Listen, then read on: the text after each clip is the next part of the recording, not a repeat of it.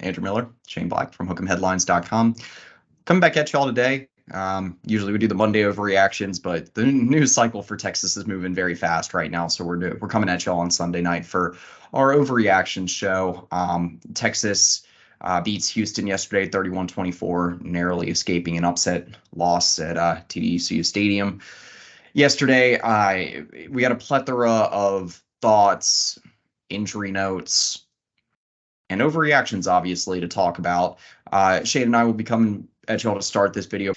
Shane, I did my post-game takeaways and thoughts for YouTube and the site yesterday. What are some of your initial thoughts coming out of the game? Yeah, I think we all know how much Red River takes out of you. And, it's a very emotional game. Texas was obviously on the short end of the stick this year. I thought the bye week, came at a perfect time because you were able to regroup and hopefully come out a little more healthy and rejuvenated against Houston, which the Horns did throughout the first 20 minutes of the game. And then obviously it took a downturn. And even when Houston tied it back up at 21, I was still kind of expecting Texas to figure it out and pull away. That never happened. A win's a win, and you're sitting at 6-1, controlling your own destiny in the Big 12, which is pretty crucial at this point in the year, given what Texas has gone through over the previous 14 seasons. But yeah, there's a lot to be concerned about heading forwards, even injuries aside, just with the guys on the field, that there's a lot to be concerned about. So not the cleanest performance, but you're going to get everyone's best shot in the Big 12 this year, given that it's Texas's last year in the conference. So a win's a win, and I think you have to be happy with the W in the column at the end of the day. Yeah, and to respond to a few of the things you were saying there, first, I think it was pretty clear that both Texas and OU had Red River hangovers this weekend. OU, it took them surviving a failed 2-point conversion on what I will say was a pretty odd play call on a double pass that was pretty doomed from Gus Malzahn. But OU barely survives, and they were at home against a UCF team that still doesn't have any wins in Big 12 play this year. And Texas, obviously, you mentioned it. I mentioned it in my post-game takeaways piece. The first 20 minutes of the game, you look great. I thought that Texas was going to easily cover the spread and a little bit more. Quinn Ewers firing on all cylinders, seems like early on. And then, Houston makes some necessary adjustments to get themselves back in the game. On defense talking for Houston, their defense, they switch up from their base 4-2-5 scheme to a 3-3-5, the three high safety look that at this point so infamously gives Sark issues. I'll start here because this was my first overreaction that I did on the site. I said that the 3-3-5 defense will continue to haunt Steve Sarkisian this season. Now, at a high level, right? So the 3-3-5 defense is supposed to,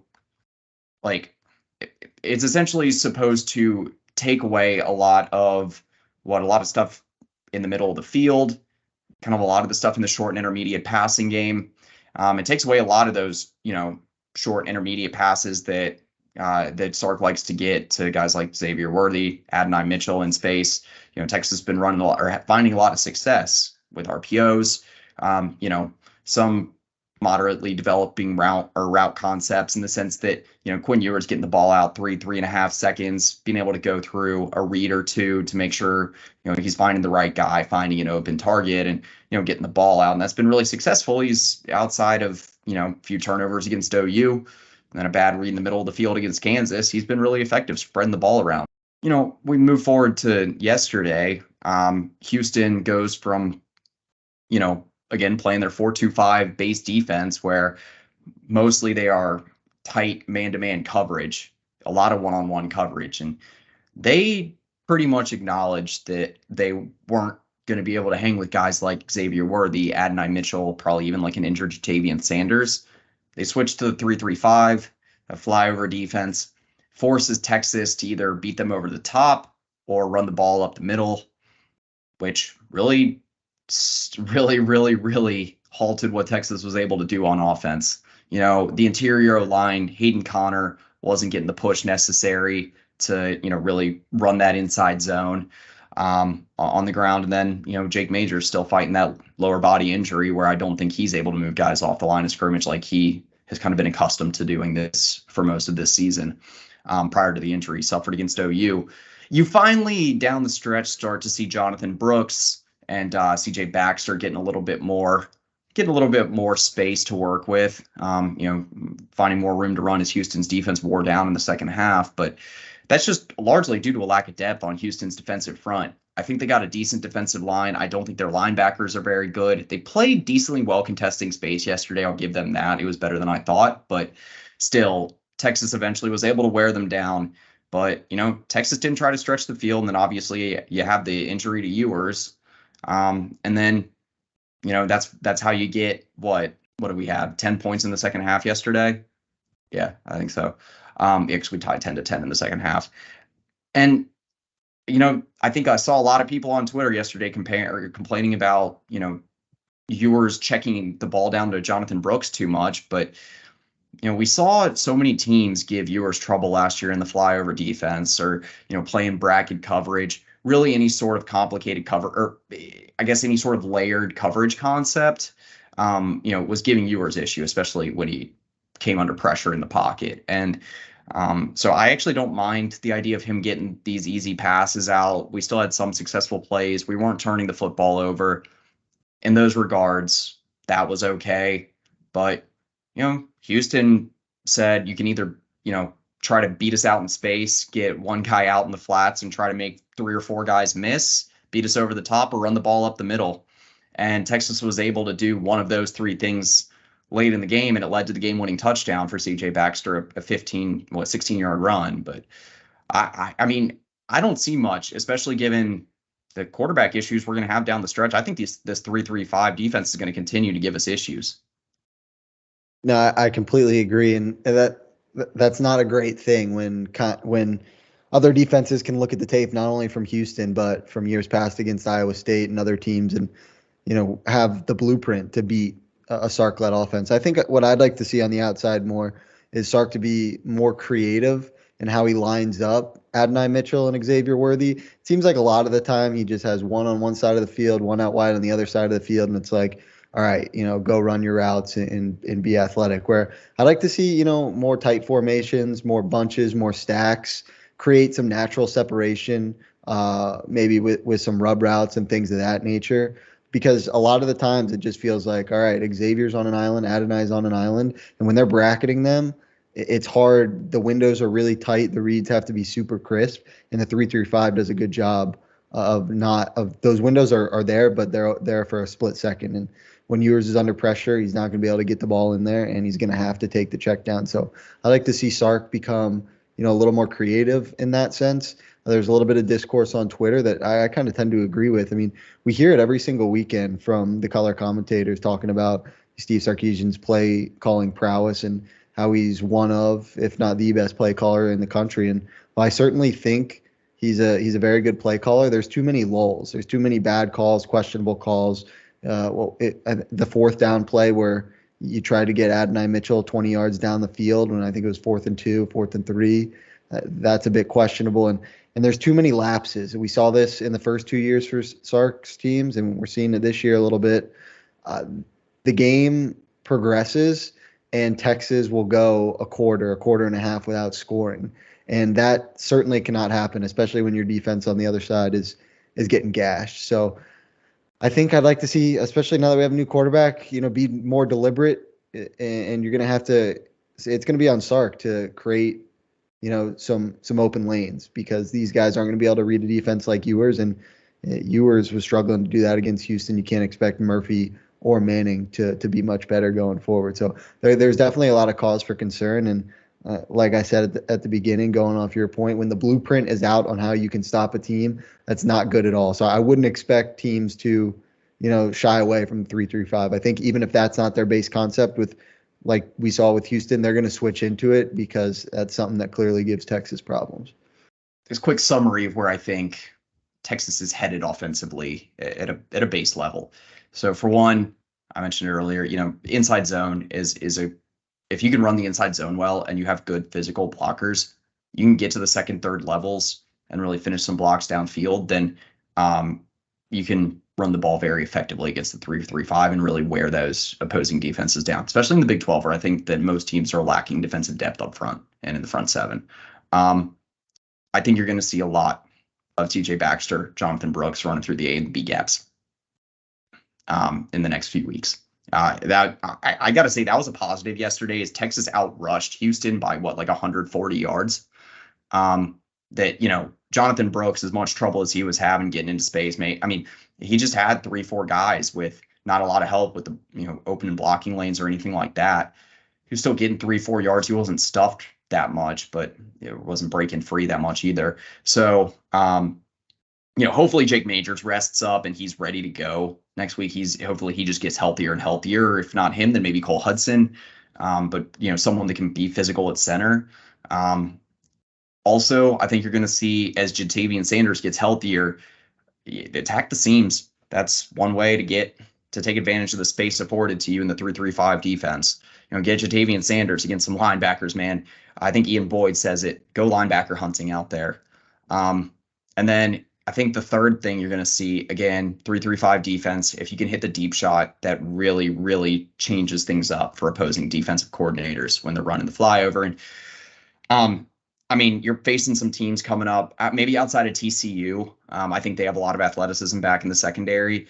Iowa State has a good secondary, but I don't think, at least in terms of like comparing them to the rest of the Big 12, but with Malik Murphy and Arch Manning, I think, two guys that have good arms that can hit the deep ball from what we've heard from practice and things like that. We just know Malik Murphy has a good deep ball. Sark's going to take more deep shots. So those three things, right? Attacking the seams with JT Sanders, a lot of inside zone runs, and then the deep ball. I think that's what you're going to see a lot in the next few weeks. Yeah, no, I completely agree. You're going to have to make it easy for these guys, and that starts with the running game. And you mentioned it, CJ Baxter, the 16-yard touchdown he had to seal it was the longest rush of the game. So while Texas wasn't hit behind the line of scrimmage a lot, they certainly were not breaking any big runs and weren't getting a lot of push. And kind of the reason they outrushed Houston like they did is because the Texas defensive front was awesome and frankly kept the Longhorns in this game when Houston was pushing and ultimately kind of won them the game as well. Very true. That leads to a natural transition. My second overreaction. This one's a pretty big one, but I said that CJ Baxter will take the mantle as RB1 late this season. I think Baxter's starting to look better and better. It looks like he's getting more comfortable, confident running the ball in this offense. And, I mentioned in the article too, I think that he's blocking well. He's our highest graded running back in run blocking in the last 3 weeks, second highest graded in pass blocking, hasn't allowed a single quarterback pressure this year in pass blocking. Granted, we're talking like 10 snaps as a pass blocker. Still, though, he's looked solid. He's looked physical. He's picking up his assignments well. And he's doing well in the receiving game. He's picked up 2 first downs in the receiving game in the last few weeks. And I just feel like he's seeing lanes develop better. He's making quicker cuts. He just looks like he's in a better rhythm.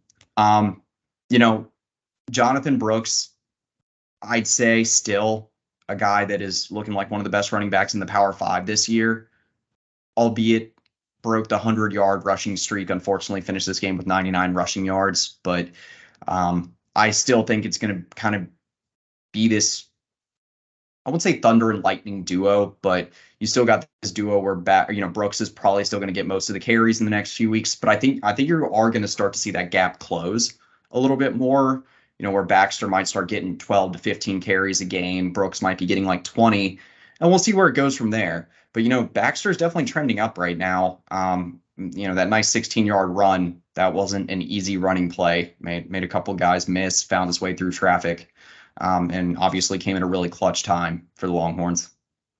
Yeah, I kind of think, with the whole overall theme of this overreaction video, I think that's a perfect overreaction because it certainly is. You mentioned JB's been one of the best running backs in the Power 5, and he really hasn't done anything to say that Baxter has gotten better than him. But your point of Baxter getting better week in and week out is obviously true. And I think that comes with him getting healthy as well. I still feel not way more comfortable, but I think Brooks is the more fluid runner. And when he's in there and he gets the ball, I feel more comfortable that he's going to make things happen. But Baxter's a true freshman. We've seen him get better week in and week out. I think that's only going to continue to happen. And you mentioned it too. I mean, you said if Brooks gets 20 carries a game and Baxter gets 14, that's 34 carries a game. I think that's where this Texas team is going to be at with a backup quarterback in. They're going to be at that 34 to 36, potentially pushing 40 carries a game. So you're going to need both those guys, and you're going to need that Savion Red package as well. So I think the overreaction, while I don't completely agree with it because it is an overreaction, I think it comes from a good point. And I think it just shows how dynamic and kind of the embarrassment of riches that Texas has at the running back position. Definitely. And I mean, again, I think just the multitude of ways that Baxter is progressing, showing maturity in this game, playing some good physical football, that Sark and the staff will continue to trust him in those different situations as a blocker, as a receiver, put him in those situations to succeed down the stretch. My next overreaction, this is probably my least favorite thing to talk about because it's just not fun watching your secondary get picked apart. But, I said Derek Williams is Texas's only good safety right now, with the asterisk that Jalen Catalon obviously missed the game yesterday due to injury. So we'll see whenever he gets back. But at least among the guys that played yesterday, I'm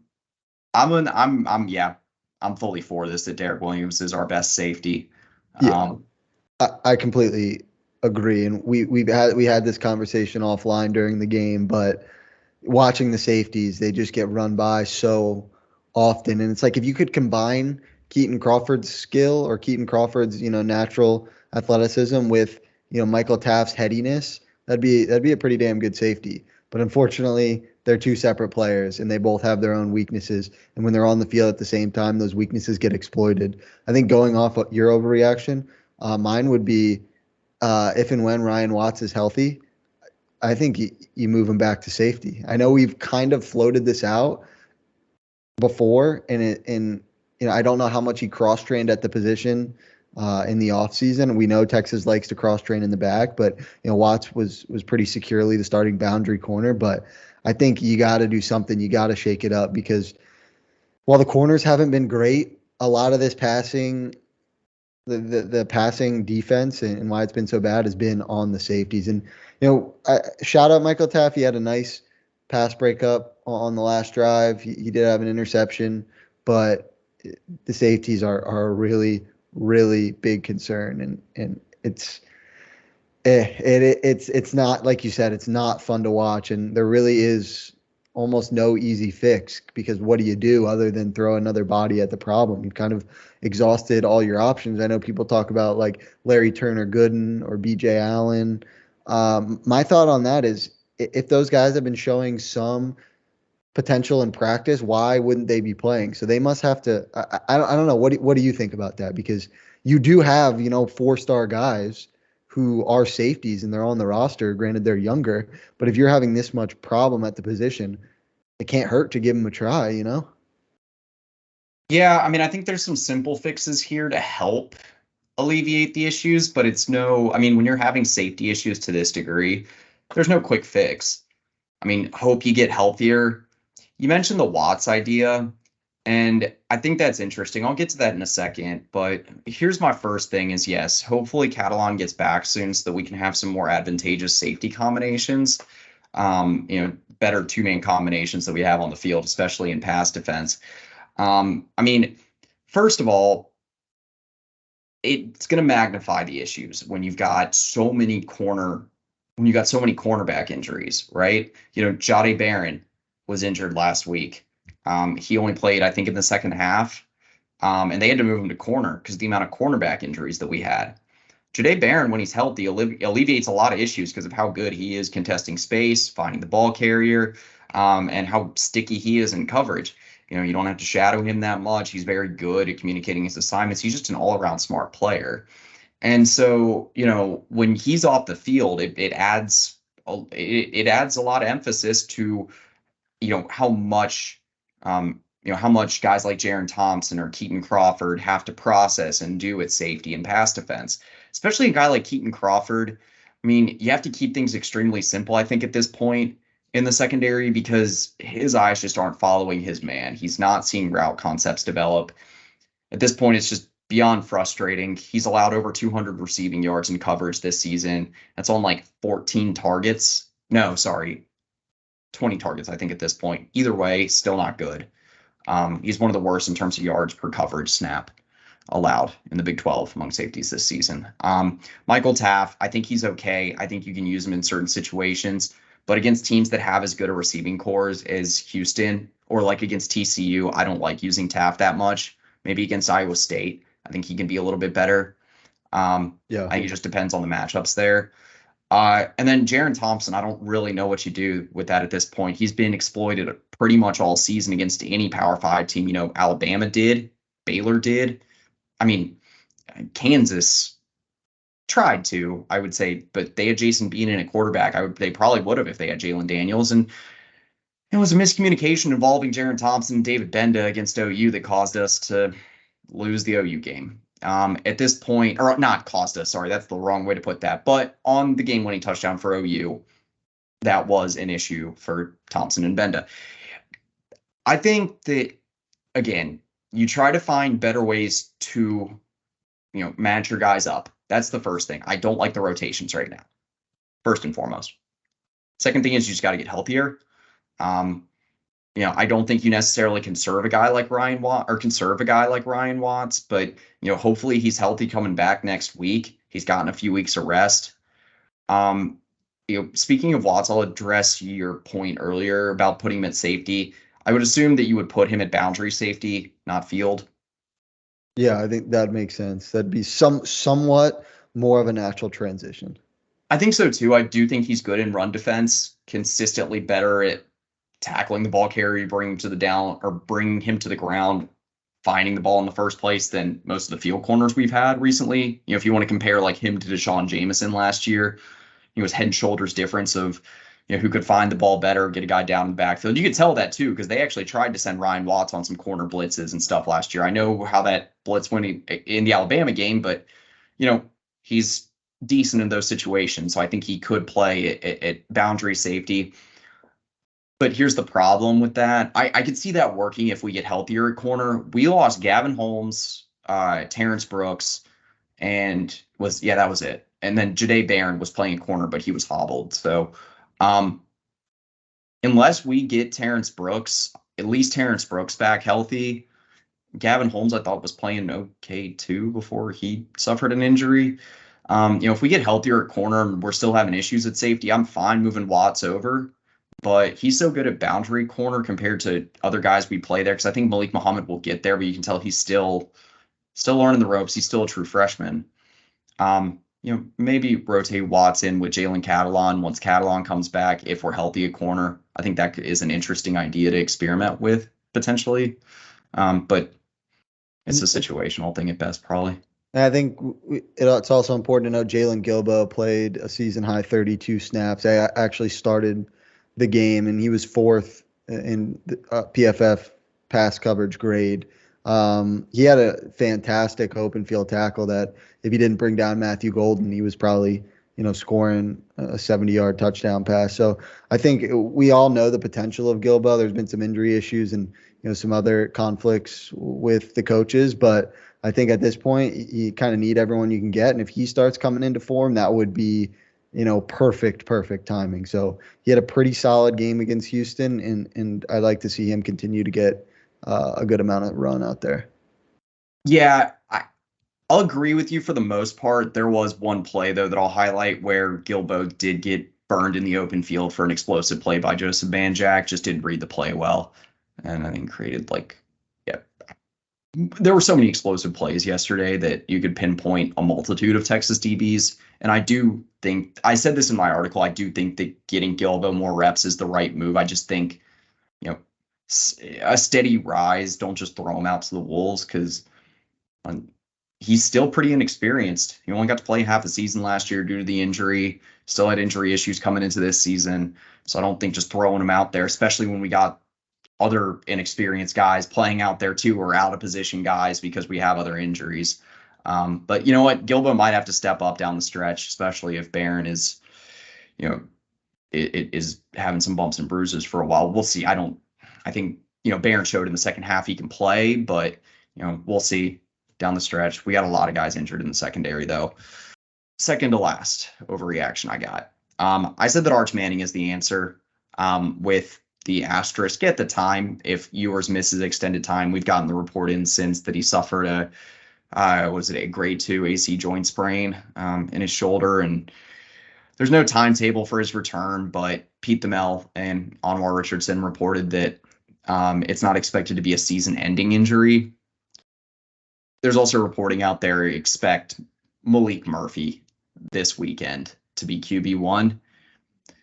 I'll provide some context for why I'm saying Arch Manning is the answer here. If y'all heard the announcers last week, or yesterday, they said that Malik Murphy was also dealing with an ailment or multiple ailments, from what I've heard, during practice in the week leading up to the Houston game. And that, I saw another report out there that they were surprised that he was able to. There were some people that were surprised that he was able to go and lead multiple drives.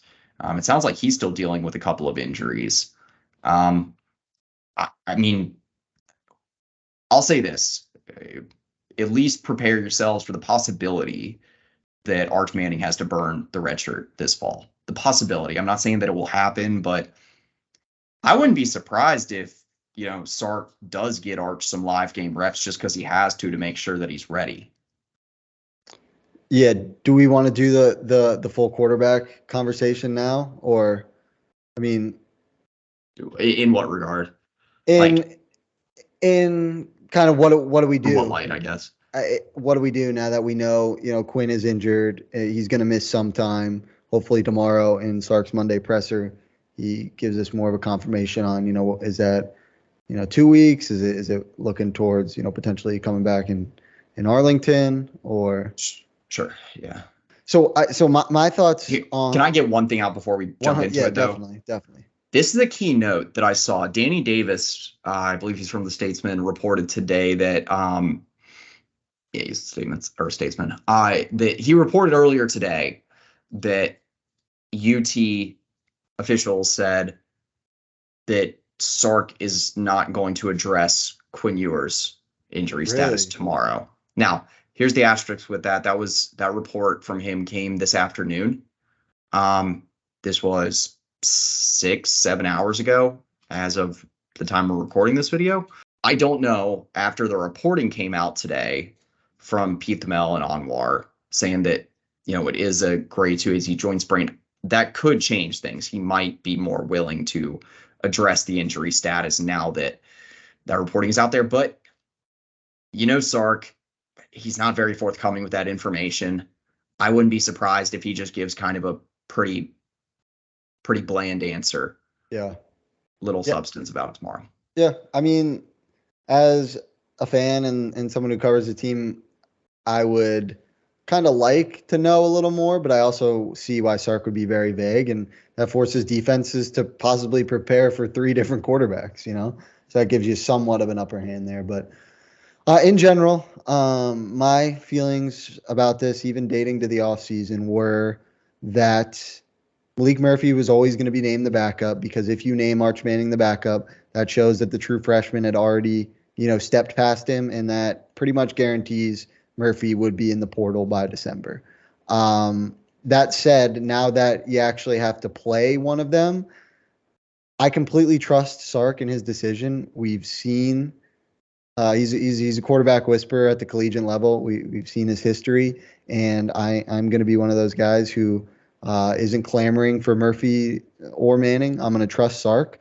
If I had to say who I'd prefer to see out there, if Malik Murphy is not 100% healthy, I think, given the situation, I think Arch Manning would make more sense. If they're pretty neck and neck, and Murphy's only at 80% and Manning's 100%, I think the quarterback run game, you're going to need to exhaust every single possible way to pick up yards and get points on the board. And Manning in the quarterback run game that he provides, I think could be a big boost. Running RPOs, I think you can do a lot more with him. You mentioned it. We'll go back to this. Texas is going to be running the ball a lot, regardless of who is the quarterback. I just think that Manning's feet give this offense just another element that they can play off of. And I think you could have, a solid game plan with Baxter and Brooks, heavy dosage, a lot of passes behind the line of scrimmage, and a couple of deep shots a quarter, and have Manning use his legs as well. I think that just gives you kind of another option, especially we've seen the problems up front, not being fully healthy, and Hayden Connor and DJ Campbell have had their struggles at guard. You need a quarterback that can be able to get on the edge and make plays with his feet, because neither of them are going to be able to read defenses like Quinn does. So I just think Manning's legs gives this offense, another option. That said, if you do start Manning, Murphy's probably in the portal in December. So that's one of those things where if Murphy gets the snaps, I don't think I pretty much can guarantee Arch Manning will not transfer this offseason, even if Murphy is, the starter in Quinn's absence. But I think Arch probably gives you a slightly better chance to win at the current moment in time. I'll agree with your sentiment that if Malik Murphy is 100% or close to it, I'd say at least 90 to 95%. And it's not injuries that will get significantly worse if he gets hit. That's another important thing to note. And so I think that Murphy still gives you some, I think he, the additional reps that he's had, the additional understanding of the offense, and just the big arm he's got. Again, I mentioned, I think we're going to see more deep shots if he's in the game. And if he's on point with those, he's got a good connection with the receivers. That could be a really valuable element in this offense. If he's not, like you said, if he's at like 80%, sure, Arch Manning probably is your best option. Two other things I will say. For one, I am glad that Arch Manning was an early enrollee and got those additional reps during the spring, got to go through some of those true freshman growing pains then, instead of, if you were a summer enrollee, having to do that now and then potentially having to get tossed out to the Wolves at a key stretch of the Big 12 slate in November. And so, but I said Arch Manning is the answer. And my reasoning for that is pretty much exactly what you said. You were probably looking at least a couple of games, including against Kansas State, which is going to be a pretty big one. They got a pretty good defense, where, you're going to need some production from the quarterback position. CJ Baxter and Jonathan Brooks are not going to be able to carry the entire offense. You're not going to be able to just get a bunch of like screens and quick passes out to, Whittington, Adonai Mitchell, and Xavier Worthy and expect them to do everything. Can I just say a couple more things very quickly? So The first thing would be Murphy coming into the game, like being thrown in there. Obviously, it's never ideal when your backup has to get thrown in mid-game. I think for Malik Murphy specifically, it just makes him look a lot more worse because we know how talented his arm is, and he throws absolute missiles. Just the adrenaline of getting shoved into a game is even going to increase that on him. And we saw he attempted 2 passes. One of them, the first one, he was looking for Adonai Mitchell down the field. He made the correct read. It's just not a great throw. And I wonder what that throw was clocked at because it was coming in hot. And then the second one was behind the line of scrimmage to Whittington. It was a good catch by Jay Witt. Murphy threw it a little high. But I think if Murphy is healthy and has a full week of practice knowing he's the guy, he'll look more comfortable coming out right away. And then the other question, just hypothetically, say Murphy or Arch, either one, takes over and lights up the world, and say the Quinn injury is a full month, and we look up in a month and whoever takes the reins has led Texas to 4 wins, has thrown, maybe 1 interception, 14 touchdowns. Is there any chance that we've seen Quinn Ewers' last snap as a Texas Longhorn? What would you put the percentage on that? And then this is an overreaction show, but give me your honest percentage of that take right there. That's why I'll give into it, because it's an overreaction show for sure. Yeah. But I would say you're saying Quinn is ready to go by like mid-November, or is that like the hypothetical here? Yeah, I'm saying like maybe enough to go. Yeah, I'm saying like he's fully back and ready for the Tech game, and Texas is in position to for the Tech game to play in Arlington. Maybe he's ready for the game before, But I'm saying he's not back within like 2 weeks. It's like a full month. One of these quarterbacks Oh, right. You said 4-0. Okay. gets the reins for like a full month and just tears it up. It's like, are we seeing like a Bledsoe Brady type thing? Is that even possible? Is that on the table? I think if it really truly turns into an Arch Madness situation, yeah, maybe. I because the plan was for him to go to the NFL draft anyway. And Yeah. so, yeah, in that situation, maybe if it's Malik, I highly doubt it, especially given, again, the injury history with him, the risk there. I highly, highly doubt it. I mean, we saw it last year. Hudson Card played really well. Yeah. In the couple of starts, he especially in the West Virginia game. West Virginia had an okay defense last year, and Hudson Card just lit them up. It was one of the best offensive games we had all of last season. And over 300, what was it, over 300 passing yards, multiple passing touchdowns, up by multiple scores early in the second half. And so, yeah, I mean, the percentage chances in that situation, if it's Arch, sure, I'd say 30 to 40% if he goes 4-0. And if it takes Quinn that long to get it to work back, it's like, okay, maybe he's got some rust to shake off. We got one more game this season. But then that opens up that I say 30 to 40% because you still have that possibility of, okay, especially if we're doing that well, I mean, you still probably want Quinn in the game for the Big 12 championship game. Yeah. And potentially the college football playoff. So that's where I say, like, yeah, you don't want to take Arch's momentum away. And I mean, if he's looking good as the starter already and that's the plan, maybe there is something to that. But yeah, some meat on that bone. But anyway, the last thing I want to mention with the quarterback conversation, because there's still a couple of other talking points I want to get to here. For one, I mentioned this off camera or off air, off recording, whatever.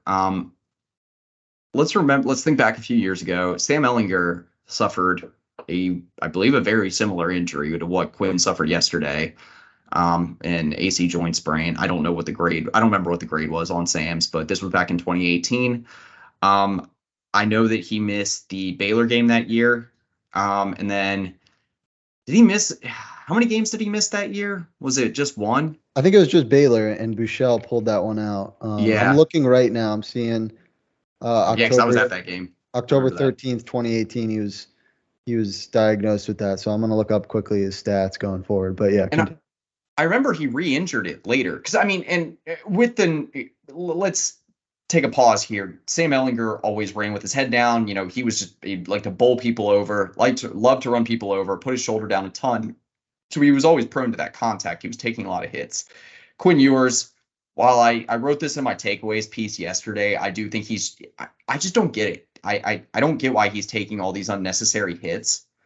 It seems like the risk reward is way, way too far in the risk category because he's not a shifty guy.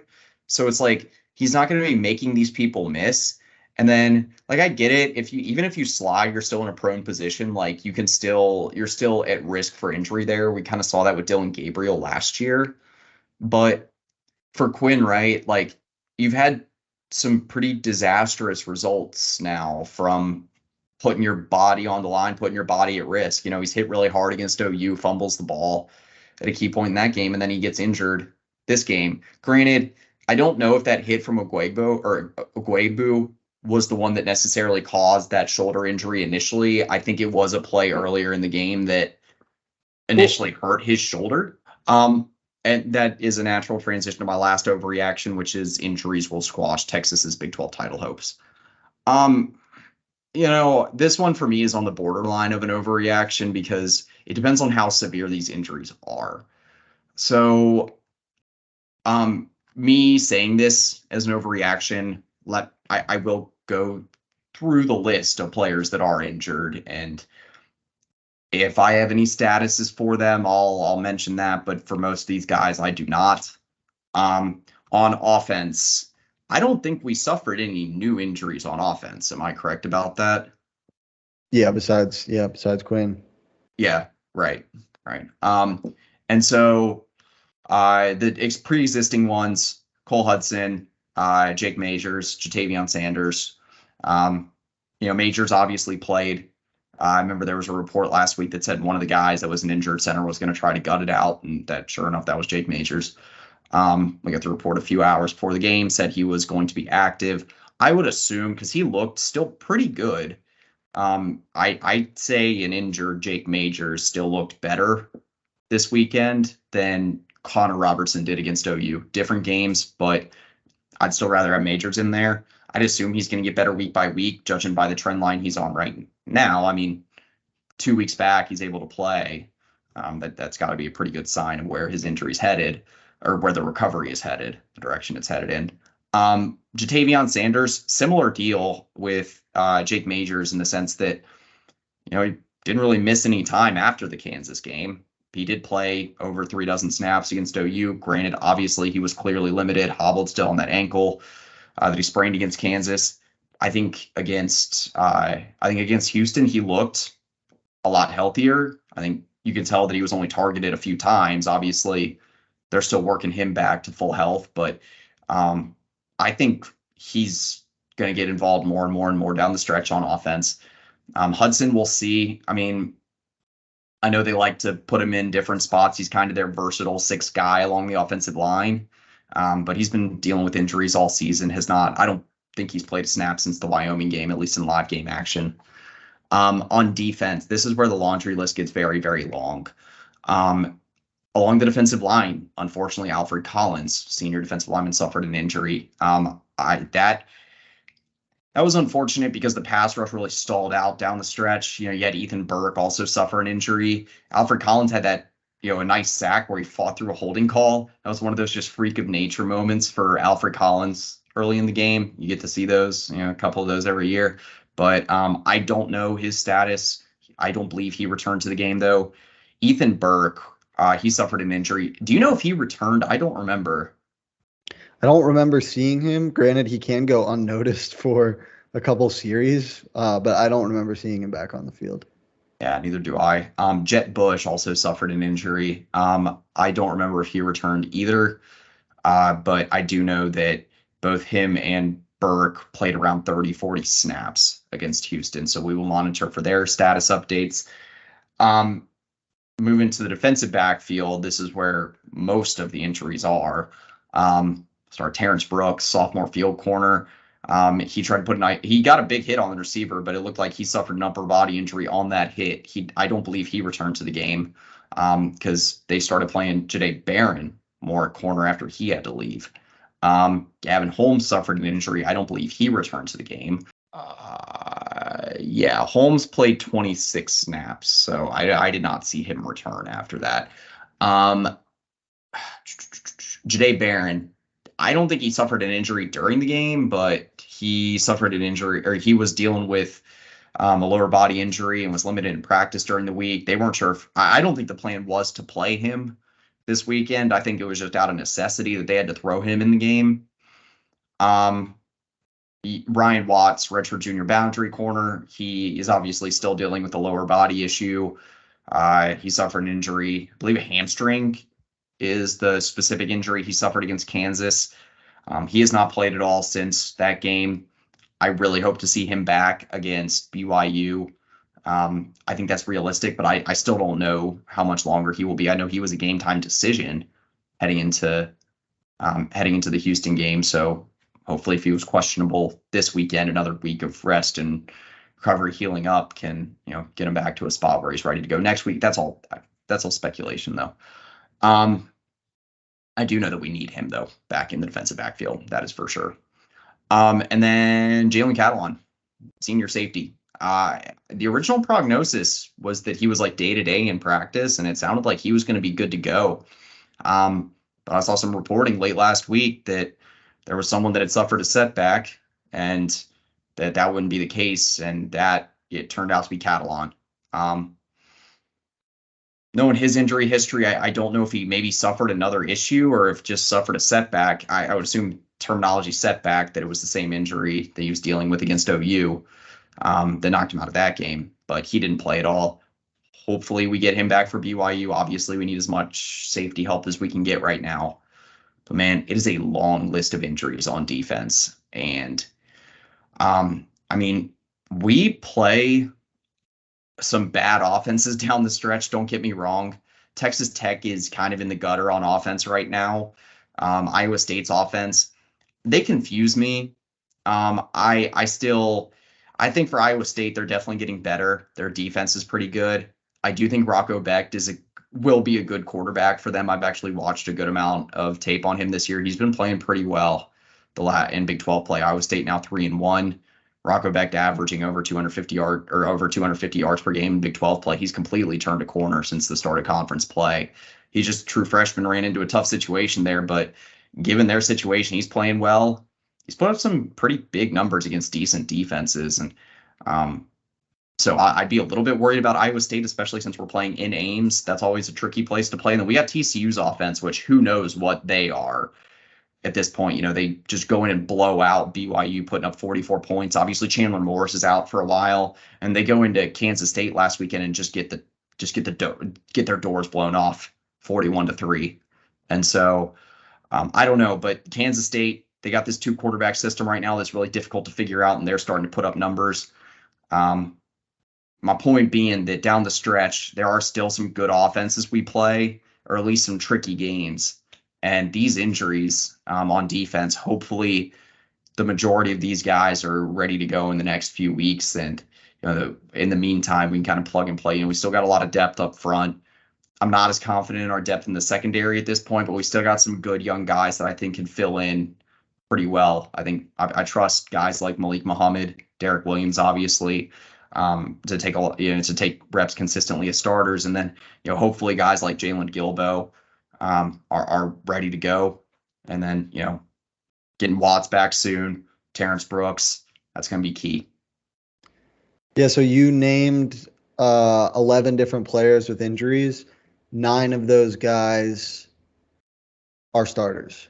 So some of them, like you mentioned, Jake Majors and Jatavian Sanders, who are back now, still a little hampered, but it's pretty crazy. Texas has been thrashed by the injury bug, and they were relatively clean through the first couple of weeks in the non-con. So I guess what I'm trying to get to here, I'm pretty tired, is that I don't know if the gap between for OU and Texas with the rest of the Big 12 is as gargantuan as we thought it was a few weeks ago. I think for one, OU, I think they're good. I don't think they're the 6th best team in the country. I think Texas, even semi-healthy, is still a better team. And I think there's probably 10 other teams below OU in the top 15 or in the top 16, I guess, that are better than them or could beat them on a neutral field.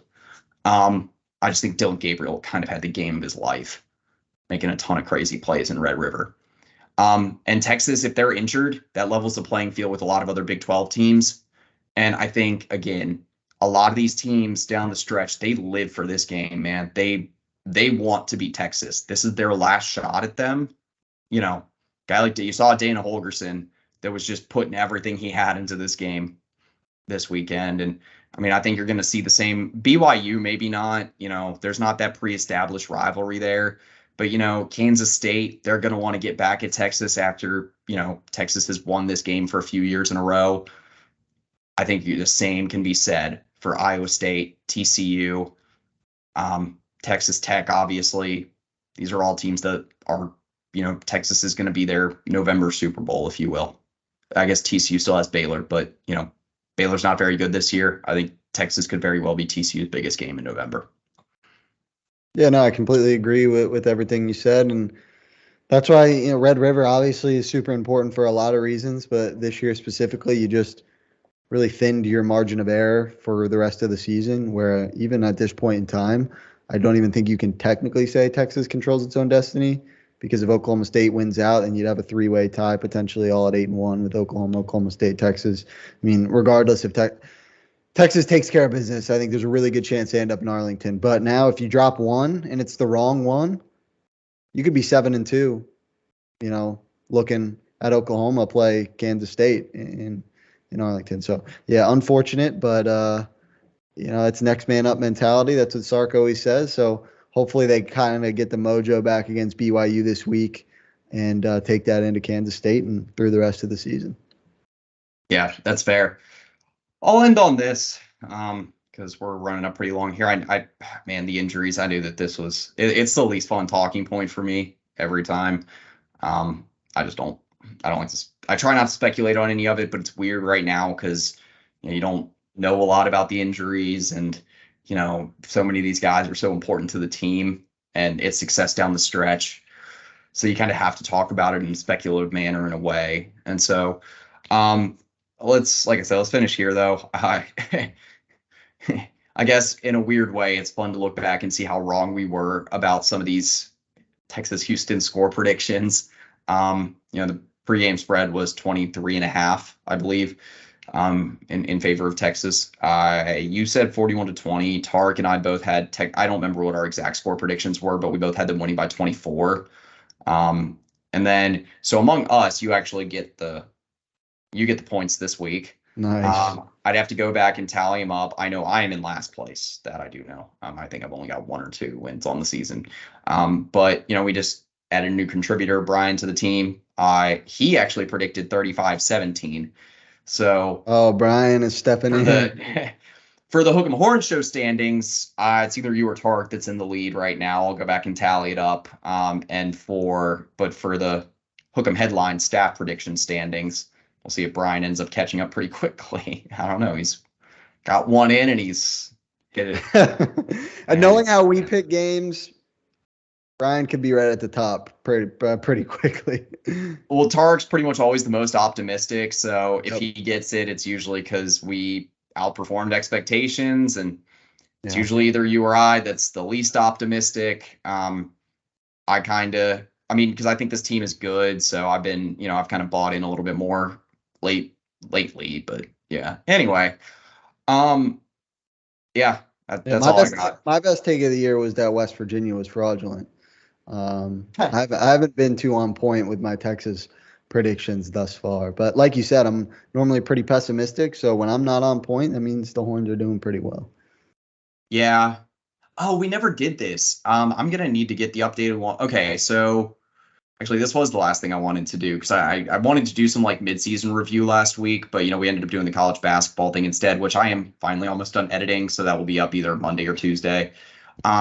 Just been busy this weekend with football coverage, but we said early this season, or in our preseason preview, I said Texas OU for the Big 12 title game. Did you say Texas Kansas State? Yeah. I don't remember what Tarek said, but I'll have to get his updated prediction on it. So I think both of our preseason predictions are still intact, if not looking pretty good right now.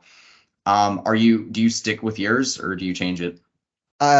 Because of Red River, I change it. I do think Oklahoma is going to drop 1 game in the regular season, but it would take them dropping a couple for them, it would take a lot to go wrong for Oklahoma and a lot to go right for the other teams, especially considering Texas, Kansas State play each other, and Oklahoma doesn't have to play either of those 2 teams, nor Iowa State. So I think it'd be kind of tough at this point for Oklahoma to even miss the Big 12 championship.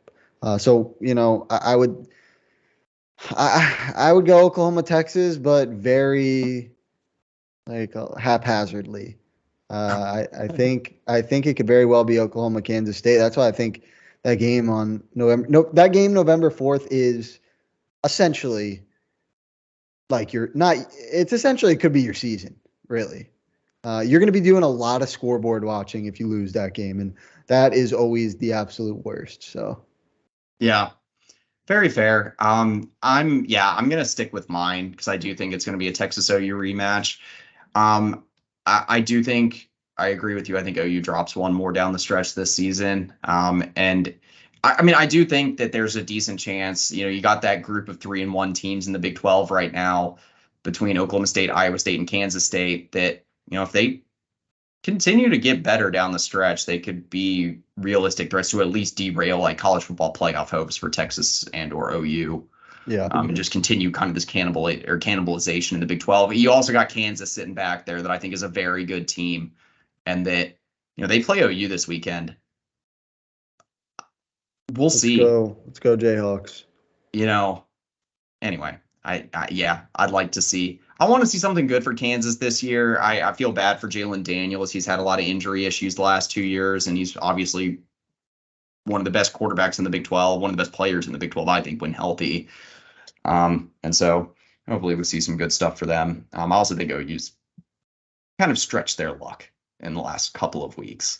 That last minute win against Texas and then a failed 2-point conversion against UCF. So, anyway, for Andrew Miller, Shane Black at OakhamHeadlines.com, that's pretty much it. Welcome.